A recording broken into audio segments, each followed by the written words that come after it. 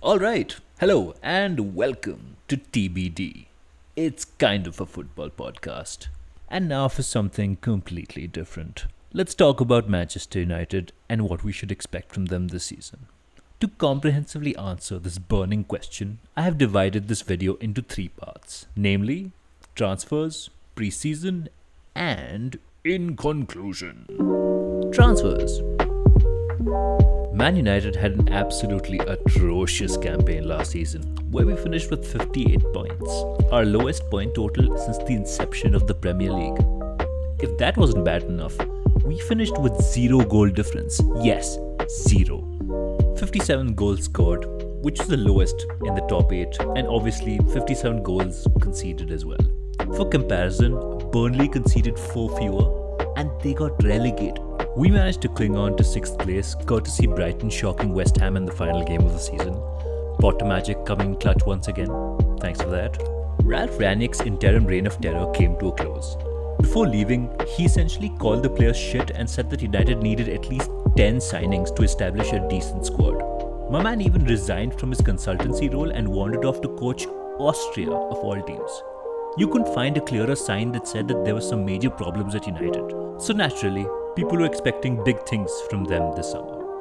Well, nah. United brought in Tyrell Malacia from Feyenoord and Lisandro Martinez from Ajax. From what I've seen from them, from YouTube compilations and preseason games that is, they look pretty good. I'm not saying they're going to tear up the Premier League, but they look like solid, reliable players. Eriksen joined us on a free, and his experience and quality will definitely come in handy this season. Now on paper, this looks like an okay transfer window, but if you look at the outgoings, a different picture emerges. We managed to fleece Fulham for £8.5 million by selling them Andreas Pereira. But apart from that, Lingard, Matic, Pogba, Cavani and Mata left on a free. Monetary consideration aside, whilst these players weren't starters last season, they provided United with depth, which seems to be seriously lacking in the moment. Sure, we've got players from the academy eager to break out into the first team like Hannibal Mejbri, Zidane Iqbal, Charlie Savage, Alejandro Garnacho, Amad Diallo and Jimmy Garner. We still need some experienced first team options. To solve the issue of depth, United got talking to Frankie de Jong. Yeah, that's still going on. Now that's a Barcelona clusterfuck that we don't have time to get into in this video. But please, for fuck's sake, we need a midfielder. Another season of McFred and we would be better off playing in the championship.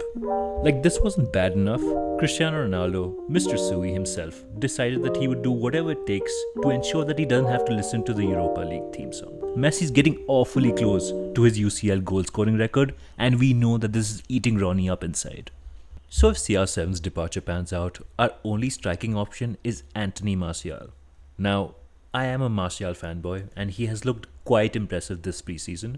But if he gets injured or his form fluctuates, then United could be in some deep trouble. All in all, not a horrible window, but if we don't manage to get anyone else over the line before the close of the window on September the 1st, it could be another season of misery. Like I'm not conditioned to mediocrity over this last decade already. Preseason. Now I'm not going to address every preseason match we played, but I'll make general references here and there, in particular, the 4-0 humbling of Liverpool. The Bangkok Century Cup is obviously the pinnacle of competition, having the same, if not more value than the Community Shield. Just saying. This bullshit aside, a decent preseason from us, 6 matches, 3 wins, 2 draws, and 1 loss coming to those from Atletico Madrid. We kept possession well, had great link-up play, pressed energetically, and it really looked like there was a system taking shape. Not bad at all.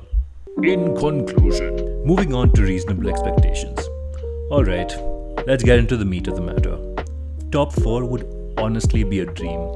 I hate to admit it, but Man City and Liverpool are leagues ahead. Tottenham have done some quality business, and under Conte, they're going to be absolute savages for a bit before the Spurs project comes inevitably crashing down. Why, you ask?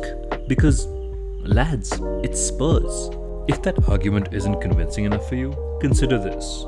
Conte and Levy are both egomaniacal little shits who will more likely than not come to blows next season. Arsenal have strengthened by getting Fabio Vieira, Zinchenko and Jesus. They have trusted the process and as an extension of that, the youth.